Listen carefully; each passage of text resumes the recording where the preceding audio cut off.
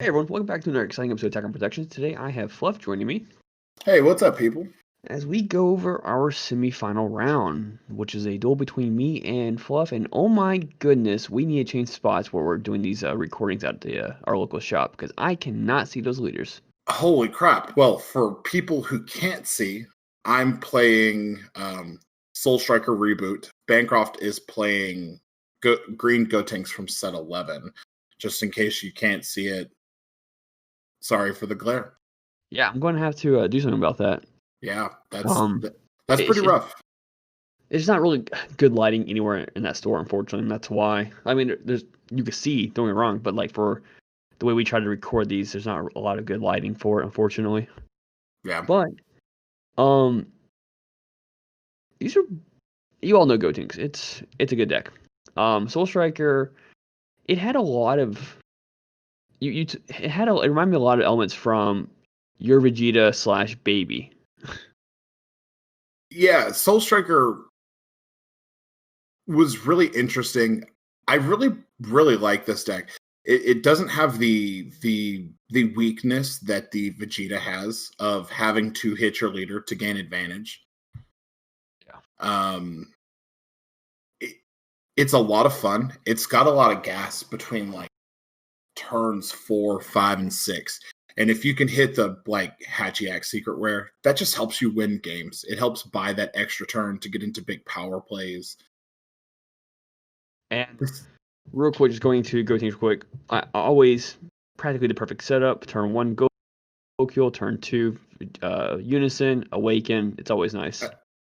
This was the one match that I was really worried about. I know that Soul Striker has the ability to deal with Gotenks as a whole, but Gotenks has a lot of things going for it that just makes it incredibly insurmountable.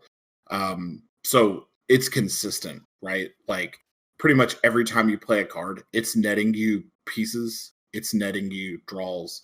Like everything either replaces itself or is an advantage for you. Yes.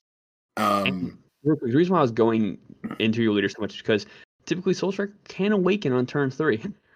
Yes. Yeah. Soul Striker has if you have a blue unison specified 3 on board, you can go on ahead and awaken it regardless of where your life is. And unlike decks like Topo and Gotenks, you don't have to go down to 6. So if I were somehow able to maintain my spot at 8 life, I could awaken on 8 life. Now, so ridiculous compared to Garlic Jr., which requires a 3-drop unison, but you have to go down to 6 afterwards. Right. So the Soul Striker is actually a really good unison. So here we're boarding the baby. This baby is really strong. Getting to resolve its -5 is actually really prolific into finishing the game. I know I had an off-camera match with Matt, and I resolved the baby unison effect twice on him, I believe. And he was just like, holy crap. Like what do you even do against that?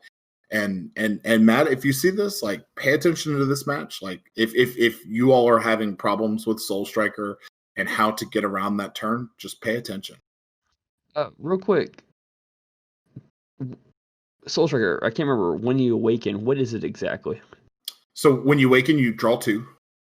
And then that's it. It's just draw 2, and then on swing you get the okay. And then on swing you get a draw, plus you get to restand. And then I hadn't been doing it because it doesn't really matter. But at the end of the turn, you get to stand your unison back up. Yeah, doesn't really matter. Very few matchups with that actually. That unison, I can't remember. Is he a blocker? He is not. So yeah, it's really meant for Goku Black. It really is. Yeah, Goku Black, I think, would be the one that this is meant for. Unfortunately, I don't like the Goku Black. I think his -3 effect is not. It's either -3 or -2. I can't remember, but it's just not very good. I can't remember what it is either. Especially with Gotenks, like Gotenks already recovers its pieces if it leaves the field, and then it would just put Gotenks back into your hand, letting you fusion again, letting you 2 more draws, and then letting you get another KO. So like, it's just not really good in the game right now. It was this duel. I knew there was one duel where I forgot to use Trunks' thing. Forgot to use. Right there it was. I drew my card and I went. Oh right yeah, there. you forgot your search on the Trunks. Yeah. Well, that And that's I'm a kind of little my frustrated. that's my second point as to why Gotenks is really strong. It's got a low core number. Like the base set or the base cards required to run that deck, I think is like 20, 22, 24. Somewhere there. It's incredibly low. So that leaves the entire rest of the deck for good green staples or tech choices to help you deal with your meta. And that unison being part of that, like resolving that -7 gives you so much advantage. It totally does. Like it gives you game knowledge that your opponent doesn't have. It's like getting to look at your life, knowing what your opponent is going to recover potentially as you deal life to them. So knowing if you can push, if they're going to get a super combo, if they're going to get a negate, or are they going to get a bomb that is going to, kill you later. Like it's just insane. So here, I will say, begin this turn. I also regret charging the Frieza. The Frieza, yeah. Yeah, because you got to blow up the Goku hit. Yeah. And I didn't really want to tap out here, but you can with this deck. And I did it just to get rid of another marker from your leader. Yeah. I think tapping out against blue in this range is not that bad. Like at the absolute worst at 4 energy, like the absolute worst that would happen would be a Ultra Instinct Sign Son Goku play or a Booney. Like those are the two really bad ones. Like you put my Unison down to 1, which I was comfortable with you doing. I had a recovery Unison in hand. Yeah. So I knew that I was going to be fine. So I even think I just leave it kind of here. I can't remember if I replace the Unison this turn after the draw. It's the next turn. Yeah, you tap out for it. So, the reason why I also went to Unison, I was also baiting negates. Just trying to get him out if you had any in your hand. Yeah, I was pretty comfortable with burning a few negates and making you feel like that I was investing into that Unison. I know your ultimate goal was not to completely like another part about Gotenks, like you don't care if there's Unison on board. All of your big cards have deflect. Like the fact that I have a free counterplay is completely irrelevant to you as a whole. Like you just have to ensure that I don't get the -5 without having to waste resources that I'm investing at that point. I guess the reason why I tapped out because the Unison was pretty high up, and I felt like you would have targeted it pretty well, which you did. So yeah, no one wants it to go off.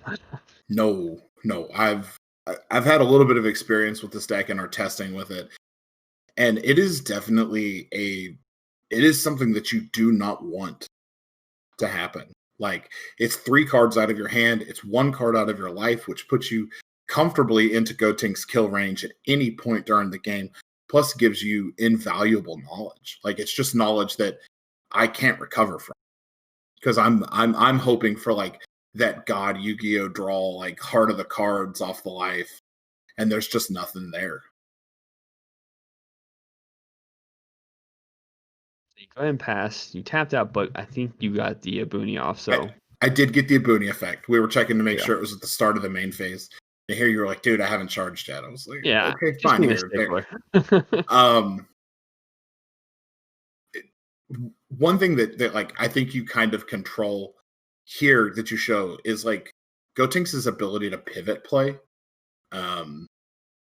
You have really aggro moments with this deck, but then you have really control moments with this deck. And I don't think there's another deck except for maybe blue that can just pivot between like controlling the tempo of the game and then just shutting the game down with like this crazy aggro push. I do not remember. Okay, so you played Hatchiak, okay. Yeah, you have 4 open energy. I have a feeling that you can probably play another Gotenks this round. I think what I do is I evolve. Yeah, I'm pretty sure that you evolve and you Yeah. kill the Hatchiyak. Well, I don't kill it. I put it down to 1 again. No, And you sorry, kill Hatchiyak. yeah, Yeah, sorry. I'm thinking. Sorry, I'm thinking of the Unison for some reason. yeah. No, you kill the Hatchiyak. Then going to one of my favorite cards, free playing the Gohan again. I felt really confident at this point. Hatchiyak had bought me the turn, left you with 2 open energies. I expected a negate, but I think at this point I have 2 or 3 golden grade 8 babies in this deck.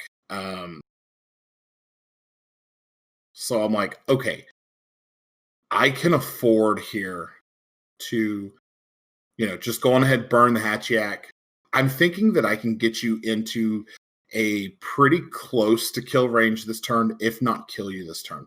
I can't remember if this is the turn that I'm pretty sure I activate the +1 on the baby here, get the draw, swing with it. Nope. Yeah. Yeah, I knocked it down to 1. You did the +2. Yeah, I did do the +2. You tapped out for baby to do his or Unison to do his effect. Yeah. Knowing that you could resend 2 energy with your leader. Yeah. Let's see here. And I think at this point you feel confident in the ability to protect and kind of defend. So I've activated the baby so I can play a counter by discarding 2 cards. So I don't have to tap out to play these Great Apes. Plus the Great Apes are going to give me a pop and they're going to give me a draw. Plus their triple strike 30,000. That's really robust for a push. Here's what's happening. I know when you do that effect, you have a baby in your hand, or you have the ape in your hand. Yeah. I do have a dormant potential, and I choose not to do it. Granted, I will openly say this. I made the comment, if you got at least 2 of those gold apes in your hand, you've won the game. There's no way I could beat that. That's implying I negate. Yeah. You did confirm you had 2 in your hand during our duel. And I'm like, yeah, that's why I can't negate. So I chose not to negate. And you just senzu beam your entire field right back up. Yeah. Your energy. Knowing that I would not negate. So I'm torn, and this is kind of where I am at this point. I can either tap 4 for a boony, or I got multiple apes in hand. So I can tap 5 to play an ape and still protect myself the next turn. And I'm like, I know what you're doing. You're not activating negates because then I'll just get to play the baby by discarding 2. So I'm like, okay, if he's at 3 life, his hand's kind of low. I think you had like 6 or 7 cards in hand. Roughly about that, yeah. Yeah, so I'm like, okay, I've got a fair number of cards in my hand that I can just combo with at this point. You bottom deck my 3-drop. Yeah. So I will just swing, and I'll combo. If he negates it, I get to play the other baby. If he doesn't negate it, I get to combo out big because I had 2 super combos in hand. I had multiple 5,000s. I just went on ahead and threw the after image tokens on it. I think the smarter play would have been to. Okay, so you sell Earth Destroying Kamehameha, and I had a very familiar hand that went up against in another duel with Jimmy, where I had super combos in EDK from like the beginning of the game, which I hang on to. When I play against blue, those are cards I hang on to. Yeah, you have to. They matter. Yeah. Well, and also like combo out. Those cells go back to like the hand control. Like, yeah. Unfortunately, I do your job for you here. I pretty much comboed out a lot of the other cards in my hand. So if he plays a card this turn, I can drop another golden great ape and get another draw plus destroy a card because it carries through to his turn. Yes. But I have to have you play something. So you are basically just I think we talked about it after, and you were like, I legitimately didn't have anything to play. I didn't really. In my hand, I would have if I did. I would had played a Gotenks to pop your thing. You could have counterplayed, but its effect wouldn't have hit Gotenks. Gotenks has deflect. Let me see real quick. I think the other effect Unless it's would, choose a card as an auto. I can't remember the exact wording on it, so let me pull that up so I can. So I'll go ahead and swing with leader. I think I'm swinging to your lead right now or a boony. I can't remember which one it is. I feel like it's a boony because I didn't know it was lead. Okay. I would not get so I would not get the counterplay effect, but the auto when this card is played, draw one, then choose one of your opponent's battle cards, ignoring barrier, place it at the bottom of its owner stack. Yeah. So it would have gotten rid of the Gotenks. Yeah. But actually I don't know if I had one. Yeah. I mean not playing them was perfect. Like so now I don't have Hatch to fall back on. Yeah, I swing into your ape, expecting to negate. You don't negate. The only negate that I have in hand at this particular point, I think, is a Mechiorp, and I needed 2 energy to play that, and I didn't feel confident because you still got a pretty big hand. Like you had 2 super combos, and now you're ripping cards out of my hand, limiting my choices. But so that is a good card to rip. A little bit of recovery, like it's going to let me play. I think I've got another Unison in hand. I can get the Unison on. I can -5 again. I can swing with leader. I can tap 2, get a couple draws, play another ape if I'm able to force that out. So real quick, I saw the top card in my hand. I do have a 6-drop Gotenks in my hand. I don't think I had 2 of the cards needed for the field. I think I only had 1 target in my hand for the Union Patara. Yeah, I saw you had a Goten Trunks in hand. I think that's what that was. Yeah, but you didn't have the other. You didn't have one of the others. Correct. I guess the only time that Goten promo I have will come in handy. Yeah, absolutely. You've just put me in a really bad spot here because now you have a lot of cards in hand. And I don't have enough cards on field to pressure you without being able to play an ape. Yeah.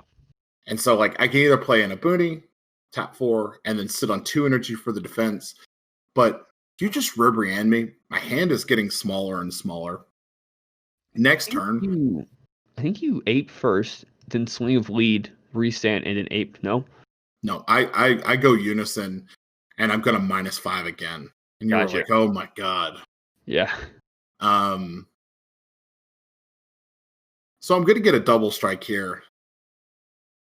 And I think you let this go through, or do you? No, I think I might negate because I have. No, I don't. Okay, cool.